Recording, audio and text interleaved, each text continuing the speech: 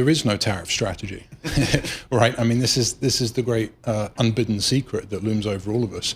There is none. And I say that not just with reference to the complete departure from neoclassical economics that the president and his team seem to indulge in every day, but also how the tariff policy does or does not relate to the domestic economy. So I've said this a million times, forgive me. If you want to confront China and its economy of scale, you need more workers from Latin America, period. You can't kick them out. So that's just one example of how there is no strategy, as I say. It's a complete hodgepodge. Okay, that's the U.S. strategy. How has China's strategy shifted in response to this chaotic rollout by the Trump administration?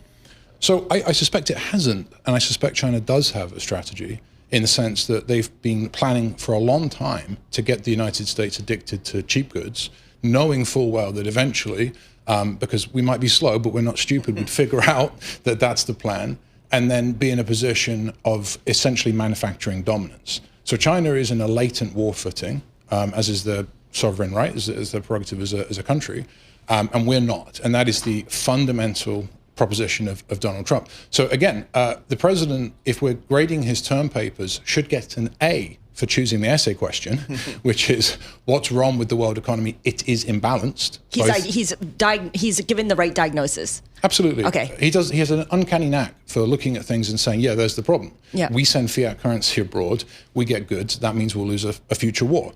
But then I'm going to fail the guy outright, if I can, from my little school downtown, when it comes to the execution and the actual essay itself, which isn't very good. So I guess what we learned many things during the pandemic. One of the economic lessons I think we learned is, hey, for some of the critical stuff that we need, maybe it's even toilet paper, I don't know, we should have some meaningful presence here in the U.S., if not onshore, friendshore. I guess we kind of all learned that. Most of us feel pretty comfortable with that. Are tariffs a way to get us there, I guess? So tariffs might be a way to stimulate domestic economic manufacturing in the medium to long term. They might be. What I'm concerned about is the period before that, which is essentially turmoil. You can see in markets that they swing around when these things are announced and then de-announced and re-announced and so on. And I don't know that that feeds into business planning.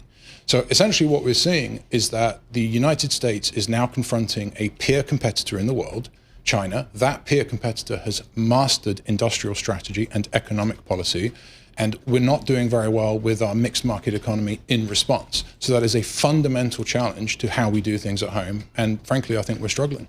All right, thank you for laying that all out. Before we let you go, I got to ask you about President Trump hosting Vladimir Zelensky in Washington today. And this is as Trump is planning for a second meeting with Vladimir Putin. What are you going to be looking for? Are we going to make any progress here in this meeting today? No, I doubt it.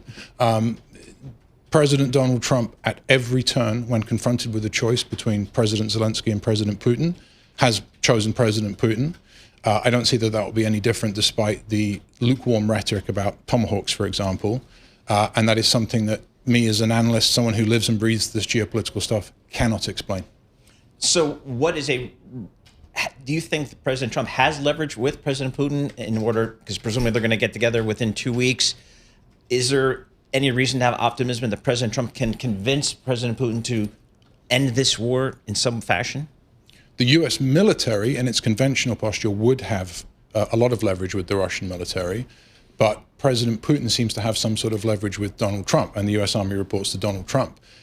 So the ABC of policies that an armchair analyst like me could write down on an envelope and say, here's what you do to push the Russians back or indeed out of Ukraine, won't be done. Biden didn't do it because he was afraid of nuclear arms, which was, I think, a mistake. And Trump won't do it because ... Nobody knows. Who can influence President Trump on this? Or is he not listening to anyone? He's following his gut instinct? Well, again, I mean, I'm not the Trump whisperer, right? We're all wondering who influences Donald Trump. Mm-hmm. But on this particular issue, on Russia, on Ukraine?